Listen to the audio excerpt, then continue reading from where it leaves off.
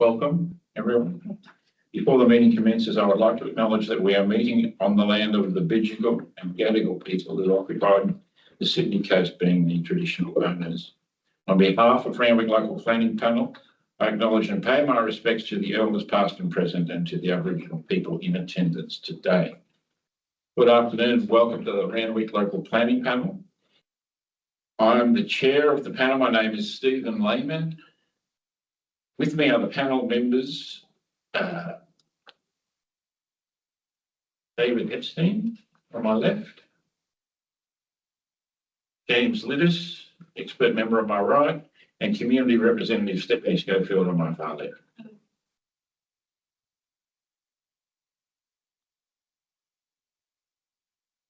Prior to the commencement of this meeting, all panel members were required to sign a declaration of interest. In relation to each matter on the agenda, I can confirm that all declarations of interest have been received and that no conflicts were identified. The signed declarations of interest will be available to view through Council's website by tomorrow afternoon. Do any of the panel members have anything further to declare before we proceed? No. No, thank you. No. Nothing to declare. We can proceed to the speakers. Today we have 19 speakers registered to address this panel, and they will be heard in the following order: objectors and then applicant. Each speaker will be given 3 minutes to address the panel. Given that there are more than 10 speakers registered to speak, generally no extensions in time for speakers will be granted. And I ask that speakers try to conclude their presentation within 3 minutes. There may be questions arising from the panel after that. The panel has been provided with copies of all the submissions received in response to the public exhibition of the application, and therefore there is no need for speakers to repeat all of the points made in those submissions. Speakers should focus on the key matters they wish us to understand and consider, including any suggestions about how their concerns could be resolved. The applicant may wish to comment on issues raised in the Council's report, provide a response to proposed conditions, and or address any issues raised by an objector.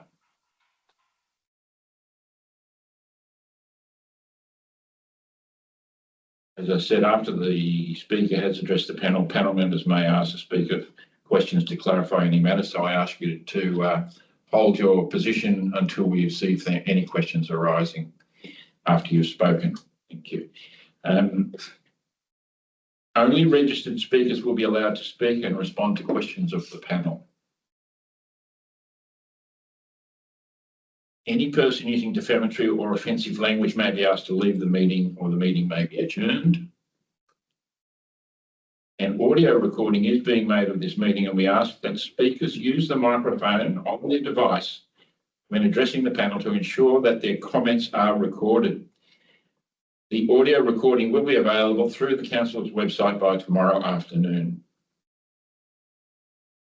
After all registered speakers have been heard, the panel will deliberate and vote on each matter in a closed session. The first application with registered speakers is the application for 10 to 14 Glen Avenue, Randwick. And I have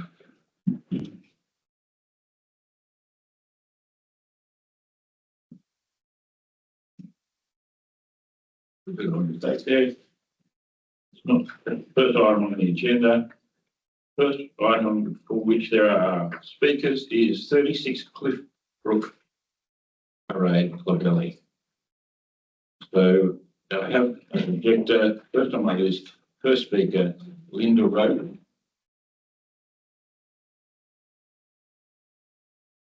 Is Linda Roden there? Yes, I'm here.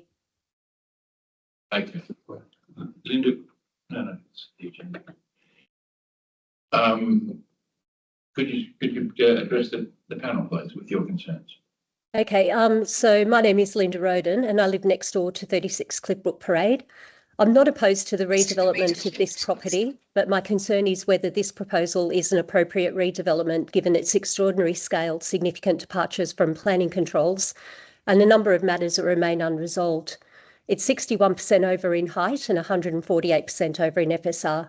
They're not minor variations, and they will fundamentally increase the bulk scale and intensity of the development, and there'll be impact on neighbouring properties. What concerns me is that earlier versions of the proposal attracted significant criticism from Council's previous assessing officer and designing excellence panel. The latest proposal appears to have changed very little, yet Council has now reached a very different conclusion. It's particularly concerning when Council has indicated that further design, structural and geotech work are still required through a deferred commencement condition. If these matters remain unresolved, we believe they should be properly assessed before the development is approved. As the immediate neighbour, I'm particularly concerned about preserving existing views of both ours and our neighbours. The principles established in Tenacity Consulting versus Warringah Council require careful consideration of whether view loss is reasonable, particularly when impacts arise from a non-compliant development.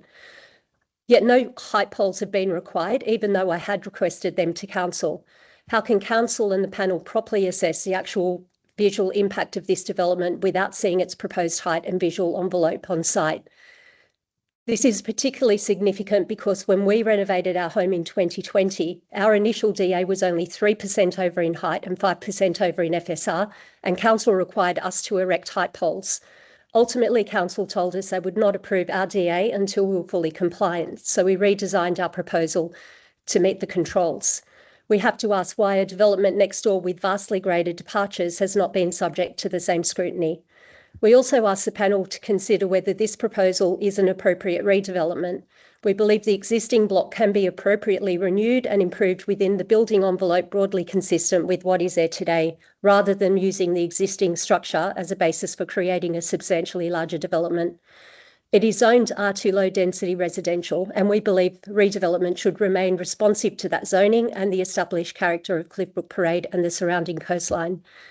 Finally, this decision is bigger than the one property. If Council supports this development, what precedent does that establish for future applicants? We're not asking the panel to prevent redevelopment. We're asking for an appropriate scale, proper scrutiny, and a design that respects a planning framework for its surroundings. Given the extraordinary departures, unresolved technical matters and potential view impacts, we believe there are still too many questions to support the development in its current form, and we respectfully ask the panel to require further scrutiny and substantially more considered redesign before approving. Thank you for your time. Thank you. Just hold your position there for a minute. Are there any questions or comments from the panel for this speaker? No. Thank you very much. The second speaker I have is Bernard Roden. Bernard Roden there. Yes, I am. Can you hear me okay? Yes, I can. Just, yes, introduce yourself for the record, please. Yeah, my name is Bernard Roden. I live next door to the current DA proposed at 36 Cliffbrook Parade. Good afternoon and thank you for the opportunity to speak today. I'm a lay person, so please excuse me where I use incorrect terminology, but I think you'll understand my intent. I respectfully request the RLPP members to consider the following concerns. I'm not against renovations, but the scale, bulk and size of this DA significantly breaches the council controls. As Linda mentioned, the FSR is breaching by 140%. That's obviously not significant, insignificant, and the building height by 61%. These impacts are clearly shown in the applicant's photo from the Gordons Bay rock platform. The DA is significantly larger than the neighbouring properties. How is it possible that this DA is being presented today to the panel members for consideration, given that those breaches? The control around the existing use using renovations require the DA to be substantially within the building envelope. This DA significantly exceeds the existing building envelope and council controls. As Linda mentioned, we had a DA in 2021. The experience of council between our DA application and this DA could not be more different. Council made us be 100% compliant, and as stated by the current Head of Development and Assessment, Frank Coe, before we could be considered for our DA. This DA has significant breaches in so many of council controls it does not pass the pub test. Our DA had very minor view loss to a neighbour out of a side window, yet we were made to be 100% compliant by the Head of Development. Otherwise, council stated our DA would not be approved. In our DA was a renovation with all the walls retained, only the roof being removed. But we were threatened by council that this would be stated, rechanged to a new build if we didn't change our plans to be 100% compliant. How's it possible that this DA is being treated as a renovation when all the walls, effectively the whole building, is being demolished? The DA definitely should be assessed as a new build with the associated controls, reducing the scale and bulk. I do not understand how we were treated so differently after only a few years when both DAs are assessed under the same planning controls. This DA significantly does not comply with council controls, yet the impact to our views and our neighbours' views is still being allowed. The DA demolishes all or most of the building that is being considered as a renovation. The excessive scale, bulk and size of the DA has negative view impacts from the coastal protection zone, the iconic Cliffbrook Parade, the Coogee to Bondi Walkway, and the Gordons Bay Rock Platform. The DA of this size obviously impacts on the view loss, breaches so many of the council controls, impacts on views from the iconic Cliffbrook Parade and Gordons Bay Rock Platform, as I mentioned, and yet still being... Please conclude. Sorry, I missed that. That's 3 minutes. Will you please conclude? Yes, just a few more seconds. The latest plans have almost no changes from the plans that were highly criticised by the previous senior council assessor and the design excellence panel. Yet in a few short weeks, the new council assessor has dismissed all of these numerous concerns and proceeded to put this DA application to the panel. I would respectfully request that the panel members consider the above concerns. Thank you very much. Thank you. And I'll see if there are any questions or comments from the panel for this speaker. Thank you, Mr. Roden. Thank you. Third on my list, I have Tony Moody. Tony Moody, can you introduce yourself for the record and tell us your interest in the matter, please? Yes, Chair. Tony Moody, consultant planner. I was asked by the owners of 34 Cliffbrook Parade to provide my professional opinion. Just to give some factual bases for the claim for the contentions raised by the previous speakers, the proposed development is 148% above the FSR, 61% above the height, and the number of stories in a prevailing 2/3 story area is 5 to 6 stories. As you're aware, the Chief Judge in Safiotti said that even for a site with existing use rights, you must consider the relevant building envelope controls. By any measure, these breaches are very significant. There are claims in the report before you, panel members, claiming compatibility. That claim is totally unfounded. I have researched 2 adjoining developments, and both of them comply or very close to comply with the relevant FSR and heights. At 32 and 34, compared to the approved developments at 32 and 34, this proposed development breaches approximately 67% in FSR, 80% in height, and 66% in number of levels. So the claim in the report that there's compatibility is simply unfounded. Why is this important in this location? This site is adjoining a very sensitive foreshore area. It is a very important public walkway. And if you view the photo montages, particularly at figures 23 and 30 in the report, you will see a development starkly larger, bulkier, and projecting forward. as reflected in the numerous breaches of council's planning controls. There's a claim that the proposal contributes to the scenic quality of the area. In my respectful opinion, this proposed development prejudices the scenic quality of this wonderful area. I consider that this proposed development, consistent with the principle of Golden, would create a most undesirable precedent. If this application is approved, there will be no doubt that this will be the opening door to future similar significantly breaching developments. I earnestly request the planning panel not to support this application. Thank you very much. Thank you. I'll see if there are any questions or comments from the panel for you. Panel, have any questions or comments? Thank you, Mr. Moody. Yes. Next, I have Nathaniel Thompson. Could you introduce yourself for the record, please, and tell us your interest in the matter?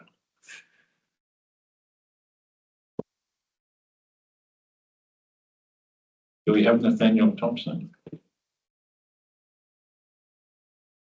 No? I'll call for Mr. Thompson. Don't think he's here. Next, I have James Croft. Yes, I'm here. James, can you introduce yourself, please, and tell us your interest in the matter? Sure. Good afternoon, Chair and panel members. My name is James Croft. I'm the owner of Unit 1 at 3 Low Street. I only want to ask the panel to consider one issue today, and that is the floor space ratio and the severe loss of our ocean view. I'm not asking you to take my word for the impact. Council's own report finds it. The report says that the views from our living room are high-value ocean and headland views. It says those views will be largely lost. It's Council's own assessment that describes the impact on our apartment as severe. That is the fact I ask you to keep in mind. The existing building at 36 Cliffbrook Parade, as others have mentioned, currently has an FSR of 0.3713 to 1. Their proposal increases that to 1.24 to 1 against the planning standard, your planning standard of 0.5 to 1. The council says that the building grows from 387 square metres to 674 square metres, an increase of around 74%. And a significant part of that additional floor space is the new building mass on the northern side of the site, directly between our apartment and the ocean. It is this new build element which creates a severe impact on our property. Clause 4.4 of the Randwick LEP has an express objective where the FSR ratio is non-compliant, and that is that a development should not adversely impact neighbouring amenity through visual bulk, privacy, overshadowing, and views. Yet the report then concludes that the additional FSR does not result in any significant adverse view impact. With respect, I simply do not understand how both findings could be true.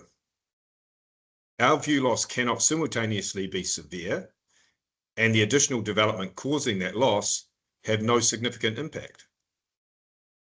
This is also not an unavoidable consequence of development at 36 Cliffbrook Parade. The additional northern floor area is new. It contains additional rooms and structure that do not exist today. A more skillful design could remove or substantially reduce the northern addition and preserve a significant part of our existing view. We're not asking the panel to prevent the owners from improving their property. We are simply asking that they do so without taking away a neighbour's high-value ocean view in order to achieve an FSR more than double the planning standard, your own planning standard. So my request to the panel is very simple. Please do not approve the FSR variation in its present form. Require the northern addition to be deleted or materially reduced until reasonable view sharing is achieved. Council's report says the impact on us is severe. I simply ask the panel to give that finding the weight that it deserves. Thank you. Thank you. Mr. Croft, are there any or questions? No. Thank you, Mr. Croft. The last objector I have for this matter, Andrew Martin. But is Andrew Martin there? And if so, Andrew, please introduce yourself and tell us your interest in the matter. Thank you to panel chair. Andrew Martin, Town Planner, speaking on behalf of the owners of 3 Lowe Street. Mr. Croft is one of my clients, as well as 2 other owners of the Lowe Street property, units 1, 4 and 5. I'll get straight into it. We've got 3 minutes. Yeah, the application put to you today, you've heard the numbers. I don't want to waste a lot of time going over them. I don't repeat all that, but thank you. Certainly got to go to looking at whether this application fits the alterations and additions qualitative and quantitative test. As planners, you would need to keep in the back of your mind, you may be engineers or other disciplines, but you need to keep in the back of your mind, this is an R2 zone. The R2 zone is a 0.5 to 1 FSR. You're intending on using existing use rights to develop a property where there is an R2 at a 0.5 to 1. The existing building is already at 0.8 to 1. These are just numbers, but it's reflective of the actual bulk and scale of this building and saying whether it's in character. I agree with Mr. Moody. This building application, development application, results in the building is not in character. Disagree with all of the findings in the report, to be honest with you. Say that after dealing with 35 years as a planner in New South Wales and doing a significant number of applications. This is not in character. The additional GFA adds 675 square metres, yet the report really goes back to always saying it's in character. It's not inconsistent with the existing building. That statement, that is a common thread throughout the report, I just disagree with, and it shouldn't be used to justify this application as being acceptable when you're testing it against the planning standards, generally consistent with the existing building. You'll see it throughout the report. I think it's erroneous. Taking back to Mr. Moody, as mentioned Saffioti, it's not open slather with existing use rights. This application has to jump through some significant precursor statutory controls, which is the clause 4.6 test. It also needs to satisfy 611 in the LEP. There's some really significant planning hurdles to jump through for this application to be passed, and the panel have the right to refuse this application in total. It fails to satisfy 611. It fails to preserve views. It fails the test in clause 4.6, which is the skillful design test. My client's property, Mr. Croft, is severely affected. That's the report.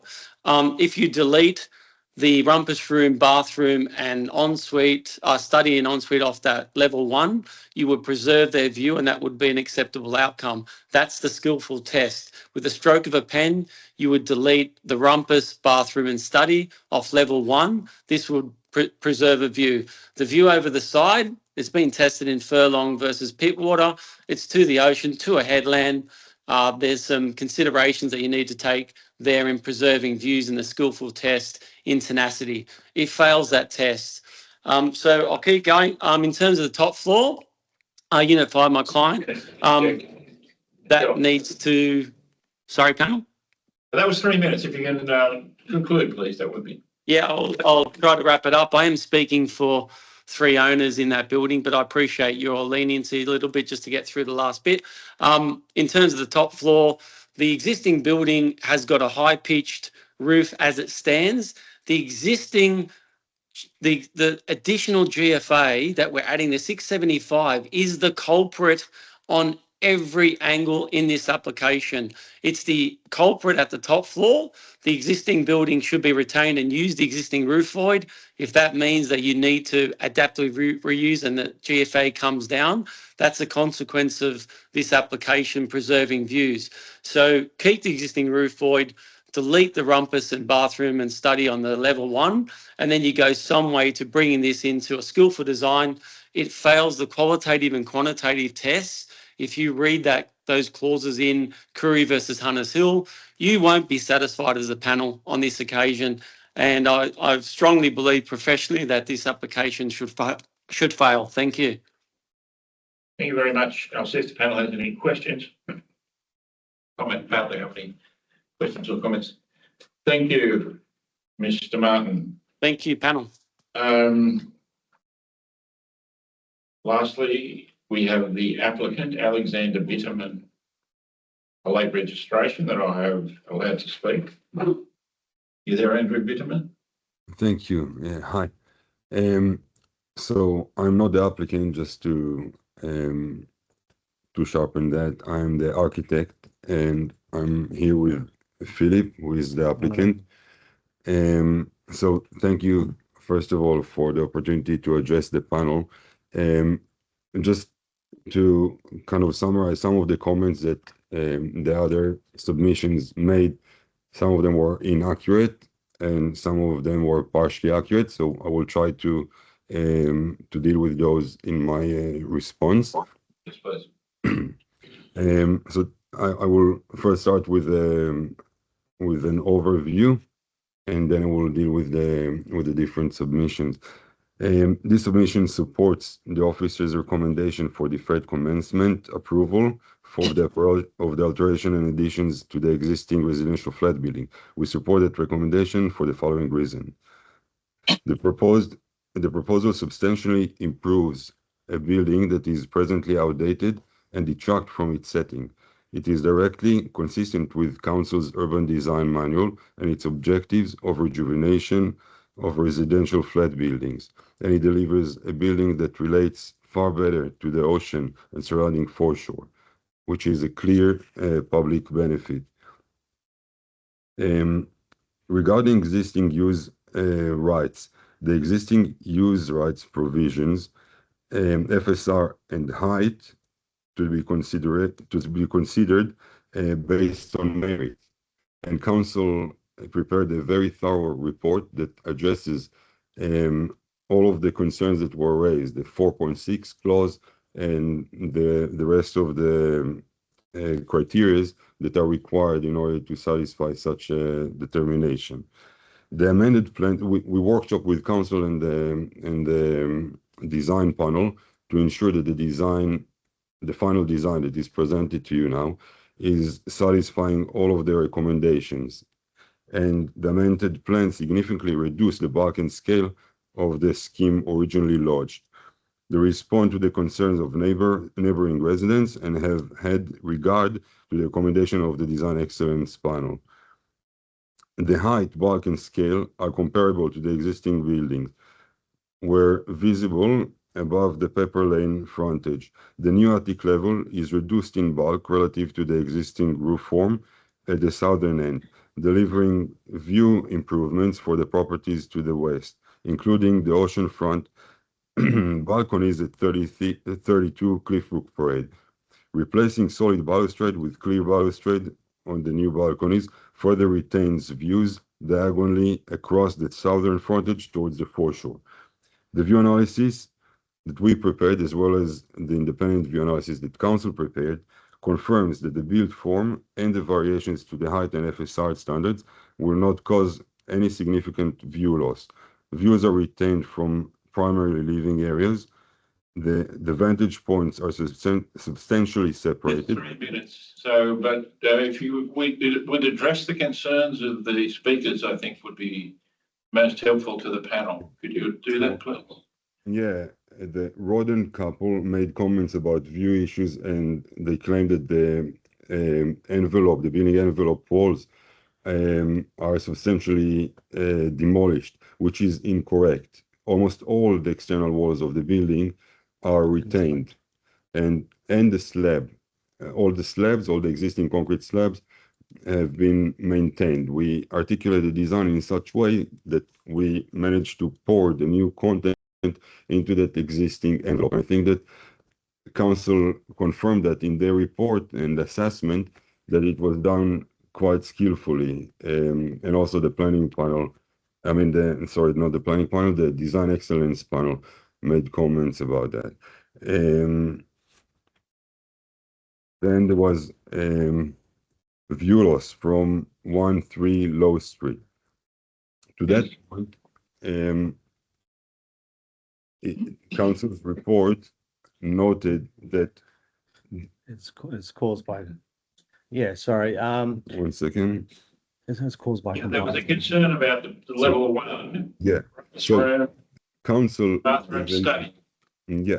So council made a comment in their report as well. So this comment is not just from us, but also from council, that any compliant building envelope, so the view from the building itself, even today, or with any other form of compliant building envelope, will also hinder their views. So the view loss is not subject to the new developments or to any increment in FSR or GFA. It is a loss that would eventually happen even with a compliant building that will be erected on the site at 36 Clifford Parade. Well, the objector is saying that the proposed level one rumpus bathroom study component of this building affects significantly, severely affects the view from 1/3 Low Street. Are you saying that that's not true? Is that what you're saying? I'm saying that it's within the existing, within the Compliant compliant building envelope. So if a new building was to be erected there, it would have been, the view would be impeded as well, regardless of FSR. regardless of the FSR or any other non-compliance. The FSR essentially, the non-compliance in FSR is essentially limited to the bottom floors where it is excavated into the rock, and to the top level where it is encased within the existing roof form. We didn't go beyond that. In essence. Okay. Thank you. Panel, are there any questions or comments? I think that's all that we have some questions, but we'll put those to the council's officer, I think. So thank you very much.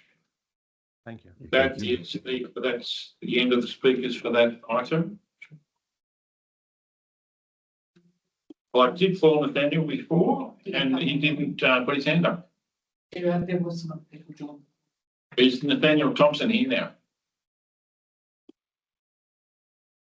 So I asked for Nathaniel Thompson previously, and I heard no response. And now I'm getting no response again. So no, Nathaniel, I'm sorry. Okay, we'll move on. On my agenda list, 45 Cowper Street, Randwick. I have five objectives speaking against this proposal. First is Carl Meyerhofer. Is Carl Meyerhofer there, please? And can you introduce yourself and tell us your interest in the matter, please?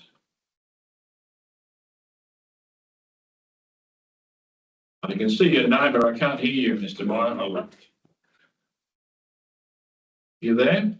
Is that better? I can hear you now. Yes, thank you. Okay, brilliant. My name's Carl Meyerhofer, and I reside at 1 Burton Street, Randwick, with my elderly parents, and the proposed development is directly opposite at the back of our property on Burton Lane. I'm concerned that a 9-story development there will constitute a major loss of privacy with all these, the balconies and the roof terrace all looking down into the back garden. And at 9 stories, it's absolutely not in keeping with the character of the neighbourhood, which is, there are some blocks of flats that are 3 or 4 stories, but the majority of the properties in this area are semis. And also there's an issue with the proposed driveway on Burton Lane, directly opposite my garage, which is an old tilt door, and it's not feasible to install a remote door in the existing garage. So accessing the garage requires me to stop my car, get out, open the garage, and then reverse in, doing a 3-point turn.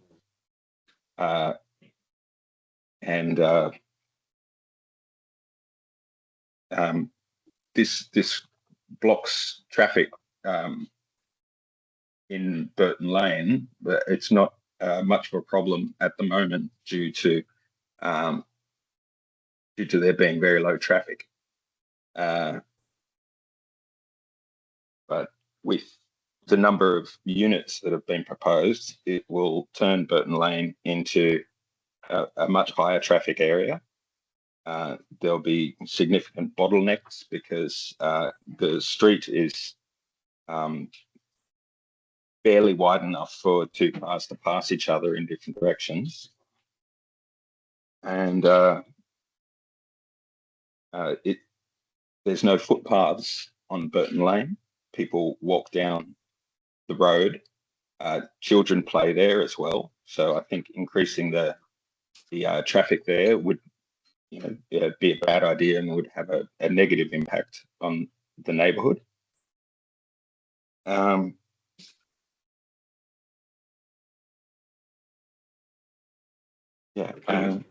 That's all I have. Yep. That's the essence of it. Okay, thanks very much. I'll see if there are any questions or comments from the panel. I think we understand your position, so thank you very much for speaking. Thank you. The next objector is John Bennett. John Bennett. Yes, good afternoon. Introduce yourself, please, and tell us your interest in the matter. Good afternoon. I'm John Bennett. I live at 19 Burton Street. So unlike Carl and Carl's parents are not that close, but nevertheless, my concerns today really fall into three groups. The first is really the size of the building and the fact it will tower over everything around it. To date, in my view, Randwick has generally been very successful in restricting buildings to either 1 or 2 story houses or 4-story apartment blocks. It's not really till you get to the university or the hospital that you get seriously high buildings that can be seen from a long way away. The exception to this is a few places like Bly Place, where there's a series of 8-story apartment blocks, but they're actually built into a hollow. And so from the neighbouring streets, they look more like 3 or 4-story apartment blocks. So I think there's something that it maintains the character of the place, whereas a building like this is going to be a huge tower, really on the top of a hill. My second group are really to do with the fact that it's a relatively small block of land, and given that it's bounded by roads on 3 sides and another building on the remaining side, there's very little access space around it, both inside and outside the property. And my third, I was at a social function on Friday and was actually talking to an architect friend, and this proposal came up. He was familiar with the area and its characteristics. And he said that the soil in this area is extremely sandy, which creates problems with excavations and building stable foundations. And if I understand the councillor's report correctly, this has been recognised to some extent, and some work will be done along the boundary with the neighbouring house to avoid any subsidence, sorry. That'll affect, but what I'm concerned about is on the other 3 sides, unless something is done, there could be, and when they start excavating for the garage and all these sorts of areas, parking areas, and setting in the foundations, there could be some serious undermining of the roads and the other houses and so forth around it. So I hope I'm wrong in this, but because I'm not a builder or an architect, but I would hate to see it damage the road around there. So they're my points that I want to raise with you today. So thank you for the opportunity. Thank you very much. Panel, are there any questions or comments for this week? No, thank you. Mr. Bennett. Next I have John Evans, third speaker in objection.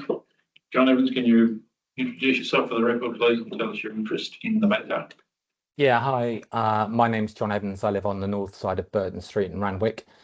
Although I'm not as directly impacted by this DA as my neighbours on the south who we've just heard from, I have significant concerns about it. I want to highlight several key issues and also highlight the strength of local feeling against this DA as shown by the 64 objections received by the council.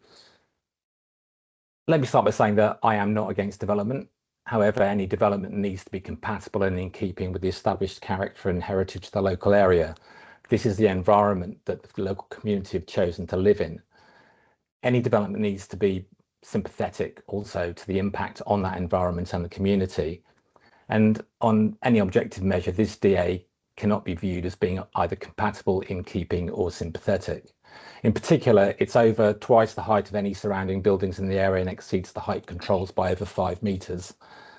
Its bulk and scale are out of keeping with the character and heritage, as I say, of the area, and creates a structure that's both visually overwhelming and out of proportion with the streetscape.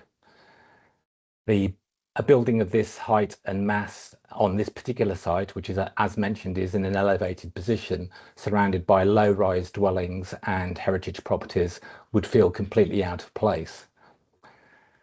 Its impact on the amenity of the neighbouring properties is extremely significant. Firstly, it removes sky exposure, light, and above all, as has been mentioned, privacy by overlooking the homes and gardens of many neighbours. The extensive north-facing balconies and roof terrace also introduce elevated light and noise pollution. The proposed density of the building puts excessive pressure on the traffic and parking, where a 10-space car stacker, as well as being impractical in that it probably won't be used, is unlikely to meet demand, and overflow parking is a foreseeable impact. So these impacts aren't minor. They fundamentally change the nature of the street and the experience of living here. I'd also like to mention that the DA is also misaligned with the council's stated desired future character for this precinct, which is, it clearly states as mid-rise, 3 to 4 stories, generous setbacks, and modest building envelopes. Now, whilst the panel may not be bound by the council's strategic vision, it is still relevant that this DA sits well outside the direction supported by the elected council and the community who voted for them. Turning to affordable housing, providing affordable housing is important. However, this proposal delivers only 2 small low-rent dwellings, but 6 concessions that result in significant amenity, privacy, and character impacts that I've talked about. The community should not have to bear such substantial negative impacts for such a limited outcome. In terms of precedent, I think that is relevant in this case. It's tied to how legislation and planning controls are being applied. Approving an 8 or 9-storey building in a neighbourhood of predominantly low-rise dwellings would create a precedent that encourages similar proposals in the area. And as previously noted, this is in direct contravention to the elected council's vision for the area and the community's expectations. So in conclusion, I'd request that the panel refuse this application as it stands, and perhaps to minimise unnecessary further iterations. I also respectfully ask that the panel provide clear direction to the applicant regarding the scale of any future redesigns. Thank you. Thank you very much. Mr. Evans, panel, are there any comments or questions for the speaker? Thank you. Next, I have Harriet Tamplin. Hello. Could you introduce yourself, please, Harriet, and tell us your interest in the matter? Hello, my name is Harriet Tamplin and I live at 16 Burton Street. I'm against the proposed development at 45 Cowper Street. The proposal demolishes that beautiful home and is suggesting a block of 8 units that will be 8 stories high, at the very least 4 stories higher than any of its surrounding neighbours. A development of this scale is inconsistent with the medium and low-rise heritage character of this area of Randwick. It will overshadow the neighbouring properties, affecting both privacy and sunlight. It will increase traffic on an already busy road and put more pressure on the parking, which is at a premium. 10 parking spaces for an 8-unit building is inadequate and will push overflow parking onto the already crowded streets. The site currently contains a recently renovated home with heritage potential, which will in itself be a loss, as well as a loss to the streetscape. It isn't a case of infill within the existing built form, it's a wholesale change in scale that sets an unwelcome precedent for the rest of the street and the area. I ask the council to refuse this application as exhibited and require the applicant to significantly reduce the height and bulk so the development is consistent with the surrounding heritage streetscape. Thank you. Thank you very much. I'll just see if there are any questions or comments for you from the panel. No, thank you. Thanks. Finally, I have Kieran Eol. Yes, Kieran hello. Eol. Hi.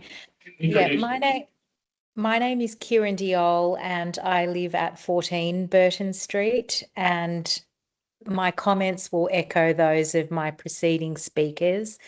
The impact of this development is massive on our community, and it is important to recognise the depth of community sentiment against it.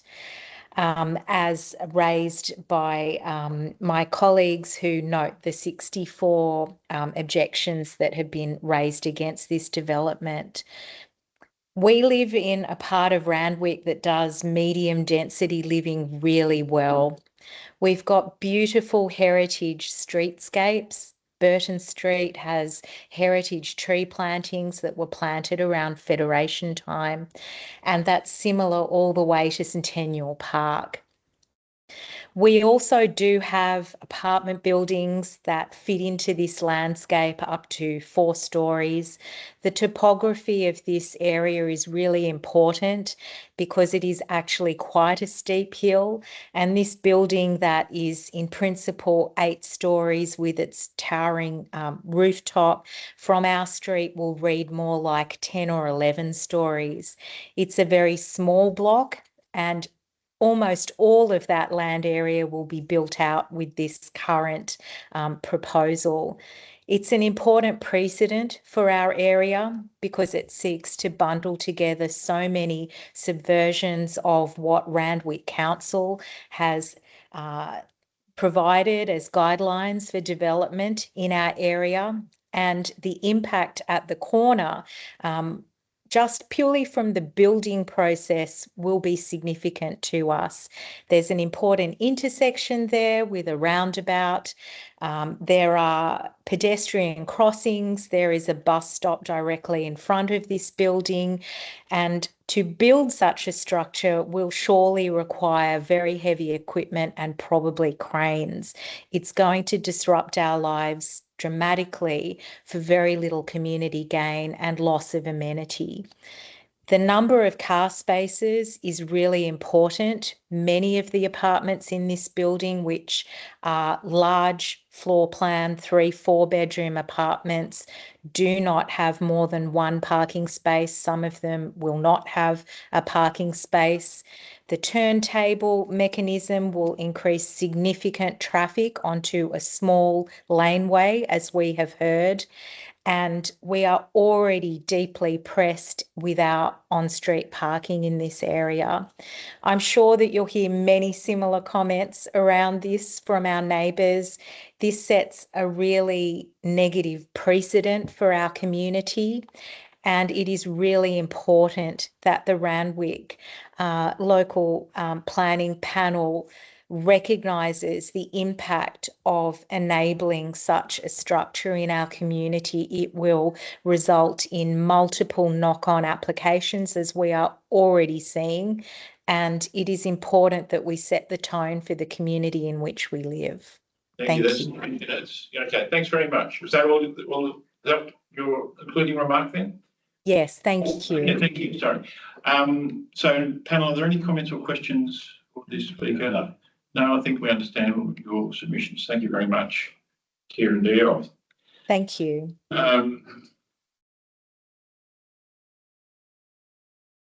Next item on my agenda .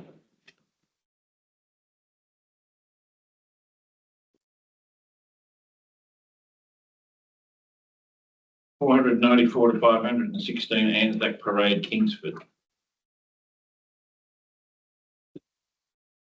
I have One speaker in objection, Stella Kalpis. Stella Kalpis, are you there, and can you introduce yourself and tell us your interest in the matter, please? Good afternoon. Stella Yeah. Kalpis. I've lived in Kingsford for over 60 years. I care about my town centre.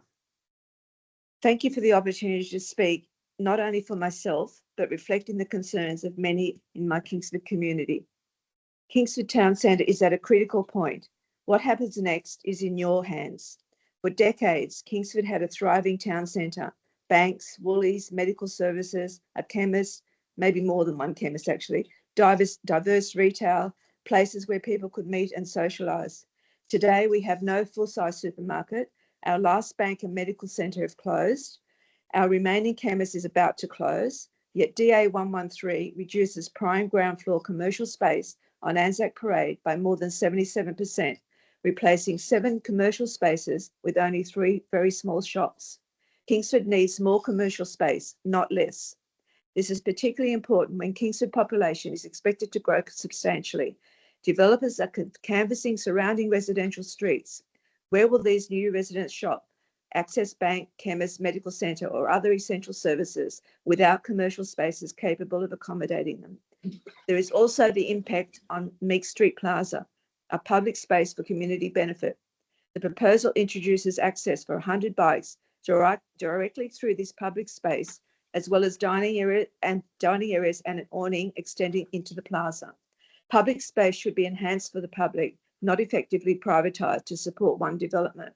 Importantly, Council has already recognised the need to protect Kingsford Commercial Centre. On 24th of March, the Ordinary Council meeting resolution 4526 called for large new developments to provide diverse ground floor retail and commercial activities that meet community needs. On 28th of July, the OCM resolution 19926 was passed unanimously, calling for K2K developments to provide active street frontages and 100% retail and commercial space at ground level. This proposal does the opposite. The planner's report recommends refusal.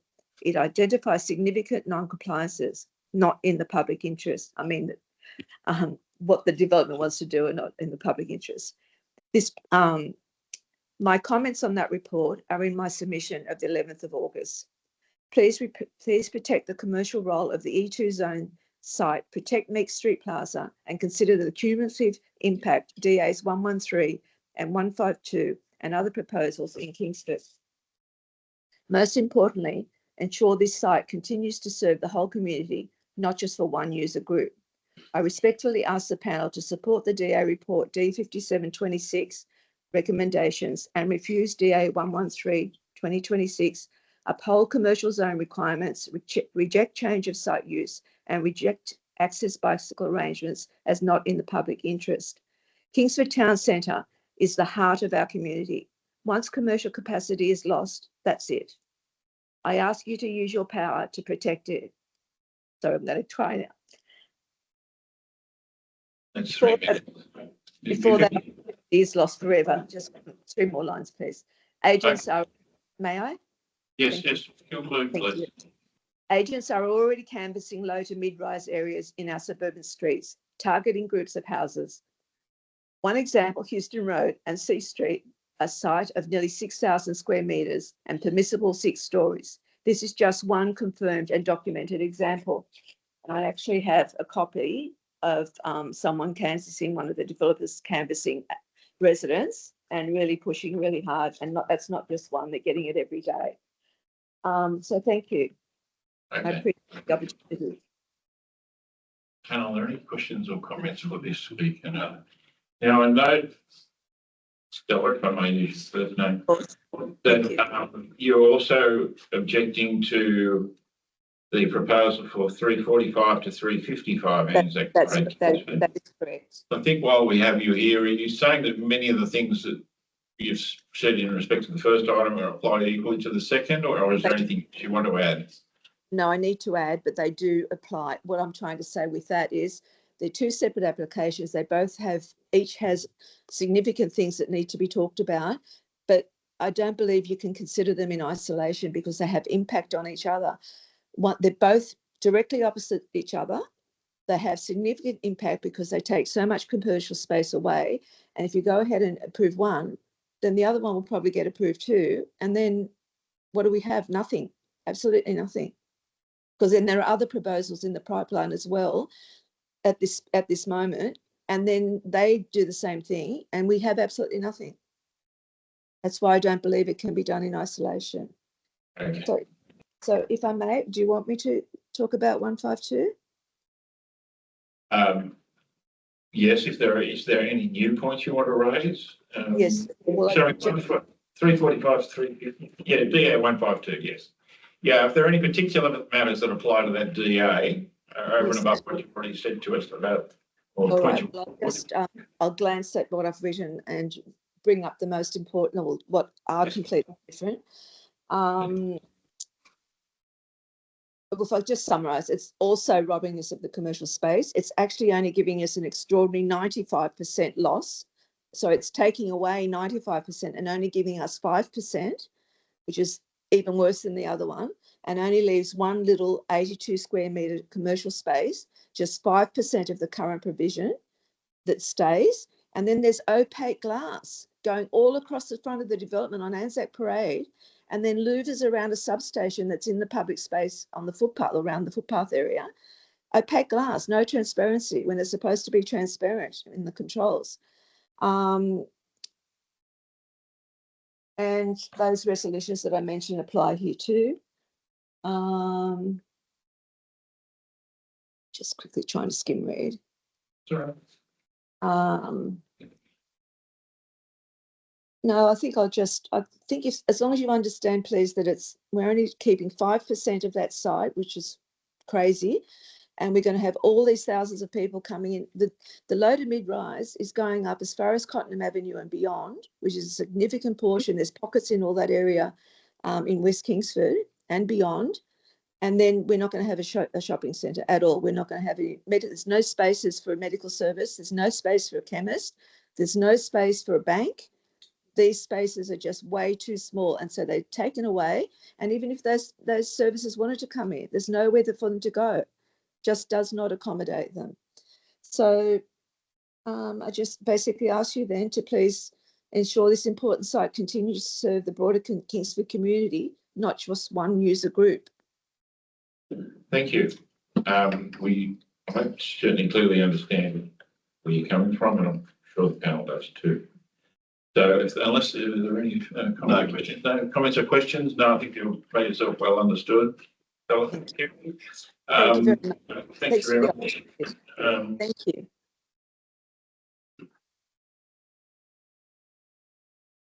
Finally, we have 8 Chapel Street,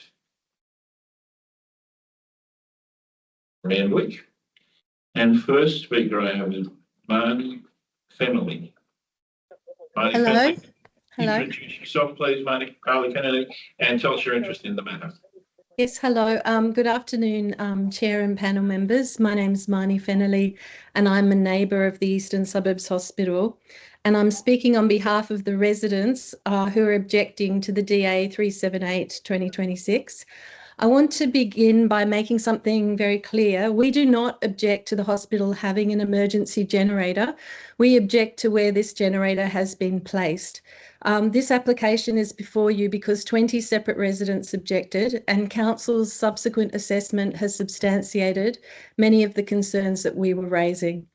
Council recommends refusal because the proposal would have excessive and unacceptable impacts on the streetscape, the visual amenity, the acoustic environment, and would fail to adequately protect the amenity of neighbouring residential properties.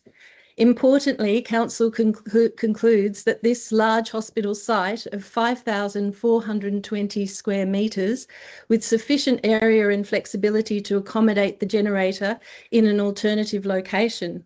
There is a large vacant area and car park within the hospital site, yet permanent industrial infrastructure has been placed in this prominent street location immediately adjacent to residences within the St Mark's Heritage Conservation Area, many of which are important heritage homes, one being New South Wales State Heritage listed. Council's Environmental Health Officer has found that the submitted acoustic assessment does not adequately demonstrate acceptable acoustic amenity, including in relation to background noise, routine testing, cumulative noise, and nighttime operation. Most importantly, Council concludes that the applicant has not demonstrated that alternative locations elsewhere inside that 5,420 square metre hospital site were comprehensively investigated or discounted. And there is another matter that greatly concerns residents. Substantial work proceeded before any development application was lodged. The large slabs were constructed and further infrastructure installed starting from November 2025. 5 stop work orders and an order to remove the unlawful works were given by the hospital by Randwick Council compliance officers, and the hospital ignored them. Council's own report now expressly identifies the construction slabs as unauthorised works and states that these will be investigated separately through Council's compliance processes. Residents should be able to have the confidence that the planning process occurs before a development takes place, nor should this applicant be able to determine for itself the location of the generator and then respectively appeal to your panel to approve these unlawful works. Finally, Council concludes that this proposal is not in the public interest, and residents agree. And there's a straightforward solution for this. The hospital should have an emergency infrastructure that it requires, but it should be located appropriately within its substantial site, somewhere where the impacts on neighbouring residents, the streetscape and the heritage conservation area can be minimised. We therefore respectfully ask the panel to accept the Council's recommendation and refuse this DA 378/2026. Thank you. Thank you. I'll see if there are any questions or comments from the panel. Panel, do we have any questions or comments? No, thank you. Thank you. The second objector I have speaking is Gabrielle McInnesby. Gabrielle, are you there? Can you introduce yourself for the record, please, and tell us your interest in the matter? Is Gabrielle there? Yes, I think she is. I can't hear you though, Gabrielle. I can see Gabrielle's name there. There we go. I'm on. Thank you. Hello. Yeah, thank you. My name's Gabrielle McInnesby and I am a neighbour of the proposed development to take place at the Eastern Suburbs Private Hospital of installing a permanent generator. So, as a resident affected by the proposed installation of a temporary generator at 8 Chapel Street, Randwick, I take the opportunity to affirm 2 of the concerns related to the DA report. The first is that of noise. Noise generated from mechanical devices is invasive, disturbing, and ultimately contrary to the well-being of neighbours. Recommendation 3 from the report states that the proposal to install a permanent emergency generator is likely to have unacceptable adverse environmental impacts, including the acoustic amenity of nearby residential land users. I have lived experience of the impact of intrusive mechanical noise whilst residing, as I still do, in St Mark's Road, Randwick. About 15 years ago, a large rooftop mechanical unit in Bligh Place, Randwick, underwent maintenance, after which time my family and other neighbours were haunted by the constant loud hum produced by that infrastructure. The noise was pervasive and debilitating. I could not leave doors or windows open, a particular problem during hot summer nights. I contacted Randwick City Council, who engaged an audio engineer. He attended my home from 11 p.m. to 1 a.m. and recorded the noise levels. They were determined to be excessive. A minor adjustment was made, however, the output still exceeded reasonable standards. The audio engineer was commissioned for a second nighttime reading, and the matter was finally resolved. My issue then is the same now. Ongoing background noise is pervasive, irritating, and contrary to one's well-being. We do not need a generator adjacent to existing homes when it can be located elsewhere on the large property. A second concern is that of visual amenity, or as stated in the report, the proposed development is not consistent with the dominant character in the locality. In 1988, the Bicentennial Authority and Randwick City Council erected a plaque at the front gates of number 48 St Mark's Road. The plaque reads, "Buildings numbers 48 to 66 dating from the late 19th century bear testimony to the gracious lifestyle of early Randwick. These properties are direct neighbours with 8 Chapel Street. The irony is evident. The applicant intends to locate an imposing structure on the neighbouring property. They also intend to erect a colour-bond fence along the property, which is not only insufficient to shield the proposed generator, but will become an instant magnet for local graffiti artists." Okay. Can you look your remote? Oh, thank you. Thank you. Sorry. Didn't mean to cut you short. Panel, are there any questions or comments for this speaker? No comments or questions. Thank you very much, Gabrielle. Liam Doughty, objector. Yes, thank you. Can you introduce yourself for the record, please? Tell us your interest. Yes, I'm Liam Doughty. I live across the road, across Chapel Street, looking directly at the private hospital. And I've seen construction of this generator over the last, I don't know, several months at the very least. It is rather an eyesore, to put it mildly. It certainly doesn't fit the character of the street, and I'm quite concerned about how much noise it will produce. I've heard nothing from the hospital on this matter. Most of their developments happen very, very quietly and quickly. It is a bit alarming, and I don't have much more to add besides what Marnie and Gabrielle shared already, but those are my concerns. Thank you. Yes, there's nothing to repeat. We take your submission that you share the concerns. Thank you. Are there any questions or comments? No, thank you, Liam. I have 2 speakers for the applicant. I don't know if they both want to speak or if they're here to answer questions. David Wenkart. David, are you with us? And the other one, for the applicant is still with us. Are you there? I am. David, is it? Yes. Yes. Now, introduce yourself for the record, please, David. Good afternoon, panel members. I am David Wenkart, and I represent Eastern Suburbs Private Hospital. You're the manager, is that right? Yes, I'm the Chief Executive of the Macquarie Hospital Group that operates Eastern Suburbs Private Hospital. Do you wish to respond to the matters raised by the objectors? Yes, thank you, Mr. Chairman.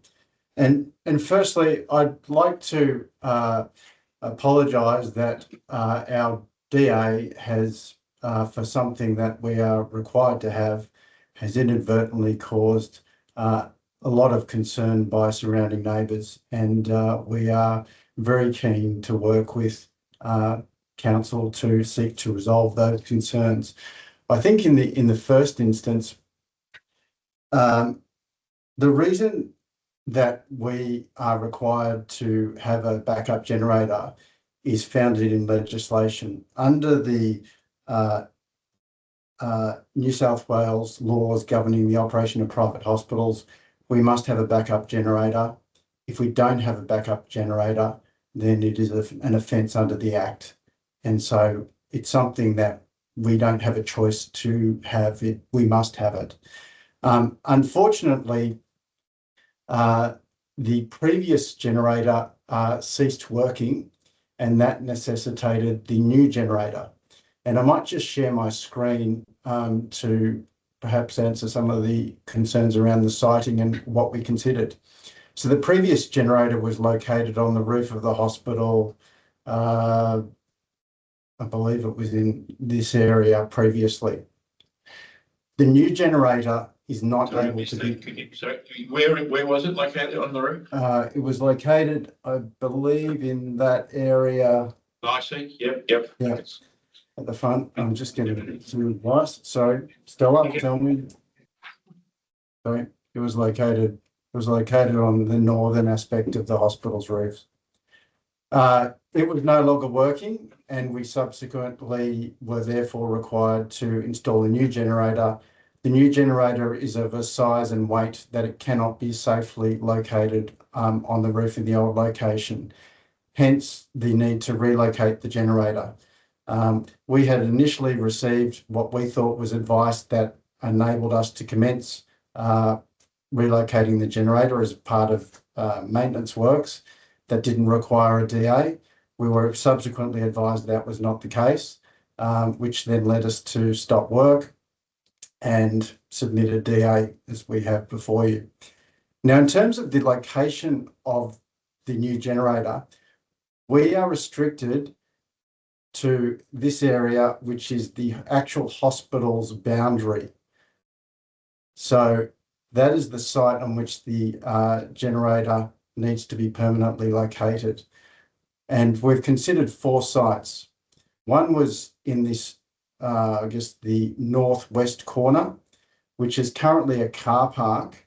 And so siting the generator there would reduce the number of car parks, which would push traffic onto the street, which is problematic. As well as that, locating the generator in this northwestern corner has a technical problem in that in order to do that, you then need to run a cable all the way down to the southeastern corner where the surge projection device is located, and that requires a much larger cable, and it's not technically feasible to run a cable that far. The second location we considered was in the southwestern corner over here. But sorry, just getting rid of that. But the problem with that site is that it contains a ramp which enables access to the hydrotherapy pool. So that wasn't suitable. The third area we considered was the northeastern corner. However, that contains a driveway which is used for patient drop-off. So that's not a suitable location. And then subsequently, we were left with the southeastern corner, which is site number 4, which did have or does have space to house the generator, does have accessibility to be able to connect to the hospital surge protection device, and also the hospital switchboard. And so that's why that location was chosen. We have temporarily located the generator into this adjacent lot for the reasons of complying with the Department of Health. They wrote to us in April and were very clear in their guidance that we must have a backup generator installed, and so that's what we've done as a temporary measure. In terms of the other point to note, I think there were 2 issues that come up. One was the acoustic impact. With the acoustic impact, the generator that's been selected has intentionally been, we've intentionally selected an enclosed generator which has acoustic shielding and operates at a noise level of 70 decibels, which is about the equivalent of a washing machine. And the noise testing that has been conducted has identified that residents would hear the generator at approximately 50 decibels or less, which is, you know, a normal conversation. And more importantly, is that the generator will only operate for 1.5 hours, 2 times a year when it's tested. Aside from that, the generator will not operate unless there is an actual power outage. And these tend to occur in Randwick less than once a year, and they are usually for, call it 60 to 90 minutes based on our research. So overall, the acoustic impact of the generator is close to 0. And we're certainly open to taking condition from council that would specify when the generator can be tested so as to minimise any impact on surrounding neighbours. And the final issue that I wanted to address was in relation to the visual impact.